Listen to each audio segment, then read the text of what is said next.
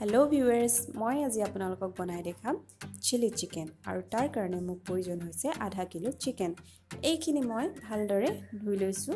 এয়া দেখিবলৈ পাইছে আপোনালোকে ধুই লোৱা মই চিকেনখিনি। ৰেড চিলি, মিট মছলা, গৰম মছলা, মিক্স মছলা, জিৰা পাউডাৰ, ধনিয়া পাউডাৰ,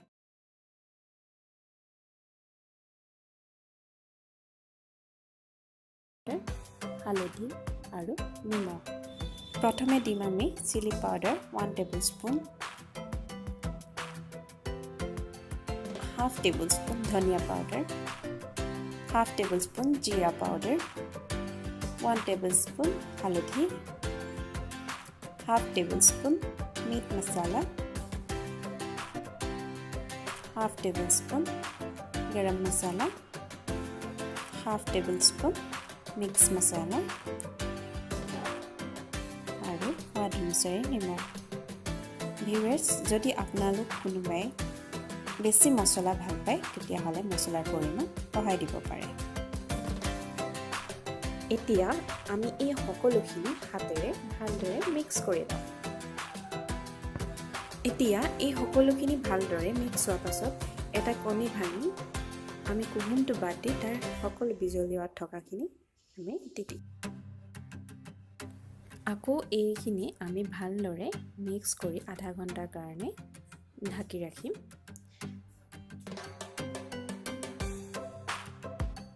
আধা ঘণ্টা পাৰ হৈ যোৱাৰ পাছত এইখিনি আমি এতিয়া ফ্ৰাই কৰিম। এতিয়া মই ইণ্ডাকশ্যনত কেৰাহী উঠাইছোঁ আৰু কেৰাহী গৰম হোৱাৰ লগে লগে মই তাত ৰিফাইন তেল দি মাংসখিনি ভালদৰে ভাজি ল'ম।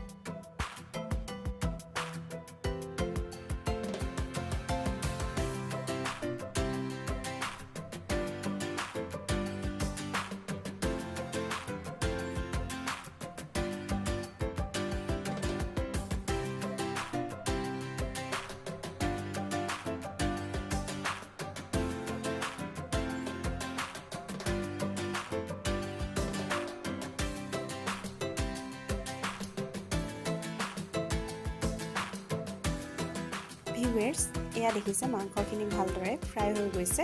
এতিয়া মই এই মাংসখিনি এটা বাচনত কাঢ়ি ল'ম। এনেদৰে সকলোবিলাক মই কেৰাহীখনৰ পৰা কাঢ়ি ল'ম।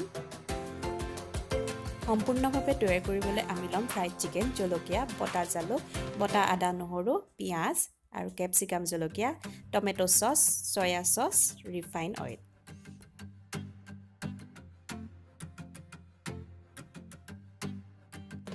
আমি এতিয়া এখন ফ্ৰাই পেনত অলপ ৰিফাইন তেল দি তাত কেপচিকামখিনি প্ৰথমে আমি ভাজি ল'ম।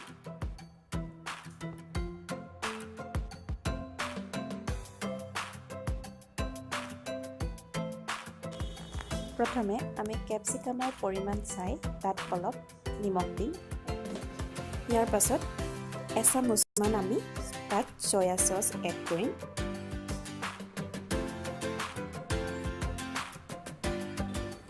এইখিনি এতিয়া আমি আধা ফ্ৰাই কৰি নমাই ল'ম। এতিয়া আমি ঠিক একেধৰণে কাটি লোৱা পিঁয়াজখিনি ফ্ৰাই কৰিম। এয়া অলপ তেল দিছোঁ মই।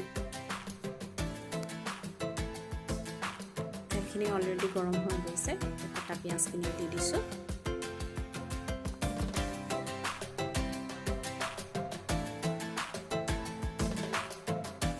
এতিয়া আমি ইয়াত এচামুচ চয়া চচ দিম আৰু পৰিমাণ অনুযায়ী অলপ নিমখ দিম। কেপচিকামখিনি হাফ ফ্ৰাই কৰাৰ নিচিনাকৈ ঠিক এইদৰে আমি পিঁয়াজখিনিও হাফ ফ্ৰাই কৰি ল'ম আৰু এতিয়া তাত আমি কেপচিকাম আৰু ফ্ৰাইড চিকেনখিনি লাহেকৈ দি দিম।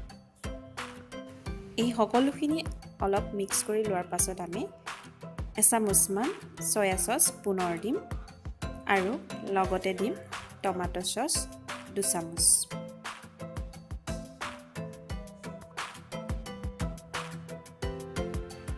ইয়াৰ পাছত আমি খুন্দি থোৱা জালুকৰ গুড়াখিনি লাহেকৈ দি দিম। ঠিক সেইদৰে আদা নহৰু পেষ্টখিনি আমি দি দিম আৰু কটা জলকীয়াকেইটা আমি দি পিনি ভালদৰে ইয়াক মিক্স কৰি ল'ম।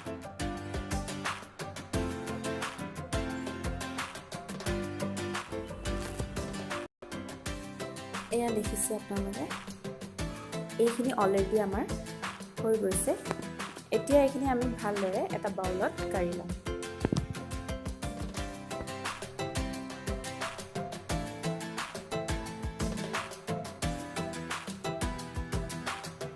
এয়া খাবৰ কাৰণে চিলি চিকেন প্ৰস্তুত হৈ গৈছে ভিউৱাৰ্ছ আপোনালোকৰ যদি এই ভিডিঅ'টি চাই ভাল লাগে তেনেহলে মোক লাইক কমেন্ট শ্বেয়াৰ আৰু সাবস্ক্ৰাইব কৰিব নাপাহৰিব ধন্যবাদ